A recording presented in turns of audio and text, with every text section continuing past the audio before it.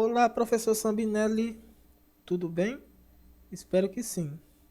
Bom, professor, nessa atividade eu desenvolvi dentro da classe SortLib os algoritmos de ordenação utilizando a entidade pessoa. Nela eu implementei os 5 algoritmos vistos em sala de aula e implementei 4 adicionais, que são esses aqui, o heap, o shell, o counting e o radix sort. Além disso, criei testes para validar se os algoritmos realmente ordenam corretamente e para comparar o desempenho deles em diferentes cenários. Eu irei começar explicando brevemente o funcionamento desses algoritmos aqui e depois mostrarei o código-fonte e, e os testes e os resultados dos testes. Começando pelo heap sort, esse algoritmo trabalha com uma estrutura chamada heap, que pode ser vista como uma árvore binária organizada. A ideia principal vai sempre manter o maior elemento no topo da estrutura e depois disso, esse maior elemento é colocado na posição correta do vetor e o processo vai se repetindo até que tudo fique organizado, ordenado ali. E uma característica interessante do heap sort é que ele mantém praticamente o mesmo desempenho independente do cenário dos dados, tendo a complexidade O, N log N, para todos os casos aqui.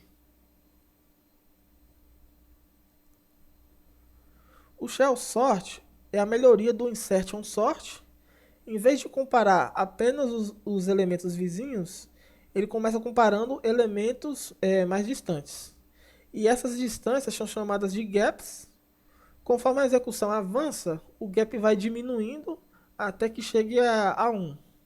E quando isso acontece, o vetor já está quase organizado, fazendo com que a ordenação final seja muito mais rápida, né? Por isso ele tem um desempenho melhor que o insertion sort tradicional.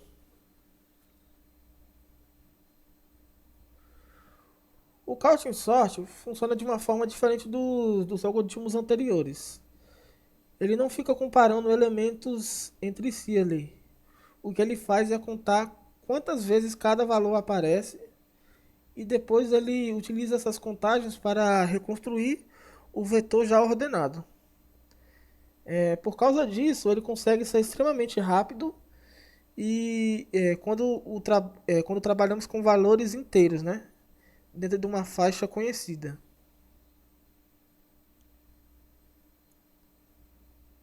O radix sort também não utiliza comparações diretas. Ele ordena os números analisando os dígitos, começando da direita para a esquerda. Primeiro ele organiza pelas unidades, depois dezenas, centenas e assim por diante. Para analisar cada etapa, ele utiliza o counting sort internamente ali, né?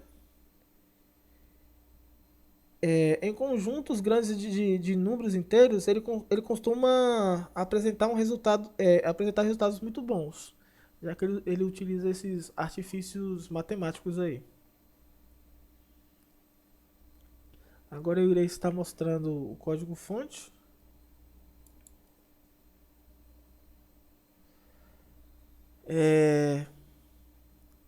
Na classe sortlib está presente todos os algoritmos anteriores.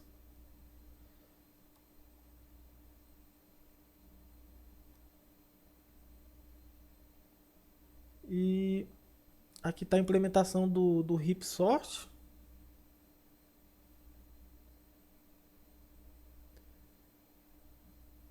Do shell sort.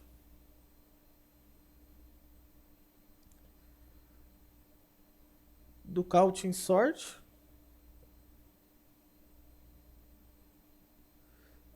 Do radix sort. E do counting sort.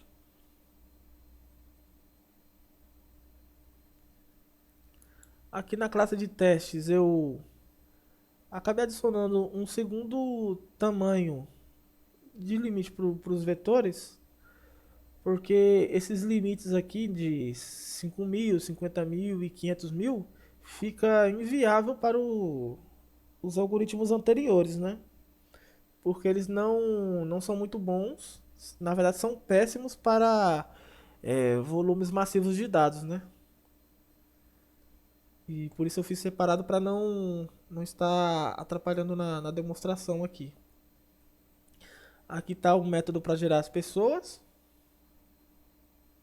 Eu fiz a modificação para ele estar gerando inteiros, os salários inteiros, né? Para não dar problema nos algoritmos adicionados. Adicionei o método para obter o vetor ordenado. Aqui está o método para verificar se está ordenado. Aqui está o método das atividades anteriores, né? Do selection sort, bubble sort.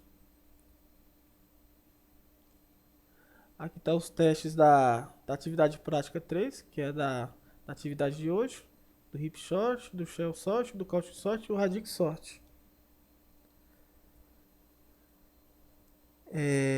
Está aqui os cenários deles, né? Do cenário dos números aleatórios, dos números já ordenados, né? E dos números ordenados inversamente. Tá aqui todos os casos, né? E o método testar cenário, né? Basicamente ele clona o vetor, inicia aqui a contagem, né? Para todos os métodos aqui. E depois ele finaliza. E depois ele verifica se está ordenado ou não. E imprime os resultados. Aqui está o método para clonar os vetores, para ser justo para todos os... Para ser justo nas medições, né? E aqui está o método para imprimir os resultados. Acho que eu esqueci de mostrar o método para obter ordenado. Está aqui, ó. E ele faz uma cópia, né? Ele recebe o vetor aqui, o tamanho, e se é crescente ou decrescente, um boolean. Ele faz uma cópia e faz toda a operação aqui e retorna o vetor, né? No caso a cópia. Aí ele está executando os testes aqui. Aí ele está executando aqui. Vamos aguardar.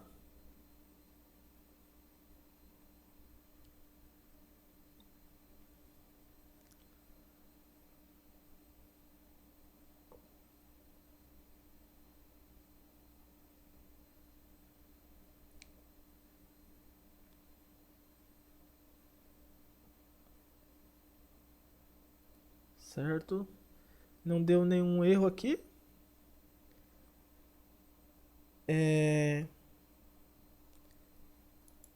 Aqui é a saída dos testes. Vou estar mostrando tudo aqui. Aqui está o das atividades anteriores para 100, 1000 e 50.000 elementos. Dos 5 primeiros algoritmos de ordenação. E aqui é que interessa.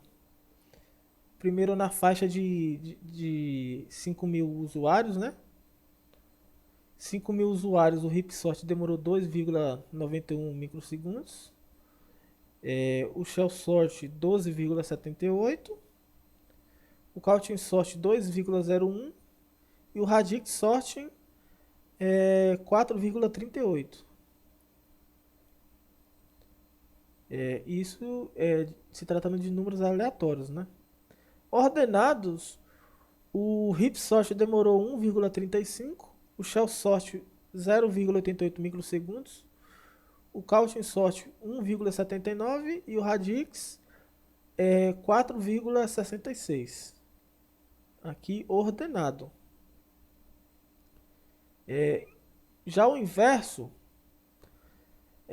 O RIP ele tem o resultado de 1,49 microsegundos, o Shell 1,19, o Counting Sort 1,48 e o Radix Sorting de 1,40 para 5.000 elementos, né? Para 50.000, o Heap Sort ele demora 17,01, o Shell Sort 102,29, o Cauchy Sort 2,44 e o Radix Sort 17,67. Isso aleatório, né? Para 50.000 elementos. Para aqui é ordenado agora para 50.000 elementos. O Heap Sort demora 13,50, o Shell Sort 10,66, o Counting 5,91, o Radix Sort 18,39 e o inverso são esses valores aqui. E eu vou estar adiantando, indo para os 500.000. O Heap Sort ele demora 425,93. O Shell Sort 672,33. O Counting Sort aleatório 18,86. O Radix Sort 289,27. Ordenado, o RIP demorou 271, o Shell Sort 306, o Count 94, o Radix 409 e o inverso, o Heap Sort 266, o Shell 392, o Counting 96 e o Radix 406. Analisando os resultados, foi possível perceber que os algoritmos mais simples tendem a perder desempenho conforme a quantidade de elementos aumenta, né? Então, no caso, aqueles 5 primeiros lá, como eles são mais simples, não tem tantos artifícios, sejam matemáticos como o Radix ou sistemas de gap, né, para lidar com intervalos ali, né, distâncias maiores ali, eles não são muito bons. Já esses 4 aqui, eles são mais eficientes. Quanto maior a quantidade de... Quanto maior a lista, melhor é o desempenho deles. Então, se a gente fosse rodar os 5 primeiros com essa quantidade de elementos aqui, inclusive eu já até fiz isso e praticamente ia ficar aqui e ia estar rodando até agora. Por isso que eu fiz separado por conta disso. Então, isso demonstra na prática que aqueles 5 primeiros algoritmos lá são muito ruins, são péssimos. O ideal é utilizar eles, assim mesmo os melhores ali, né, que é o Merge e o Quicksort, se eu não me engano, para listas que você sabe mais ou menos o tamanho ali, né, que não vai aumentar tanto e que esses algoritmos aí eles atendem, né, mais simples atendem. Já quando a gente está lidando com volumes maiores, o ideal é estar utilizando esses algoritmos mais bem elaborados, né? Como esses 4 aí.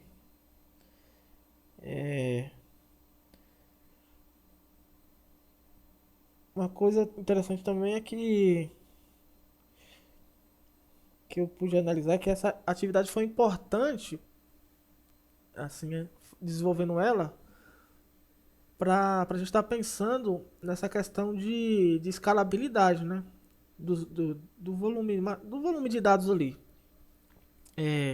que a gente desde cedo tem que estar pensando o quanto a nossa aplicação vai crescer, o quanto ela vai acumular de dados ali, o quanto ela vai armazenar ali e como a gente vai operacionalizar isso aí. É,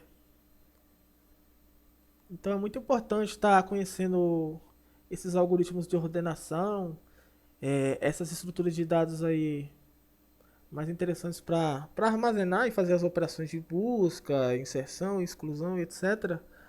Para, como que eu posso dizer, remover possíveis gargalos da nossa aplicação, né? Então eu achei muito interessante isso aí. Bom, professor, eu vou ficando por aqui. Espero que esteja tudo certo aqui. E é isso.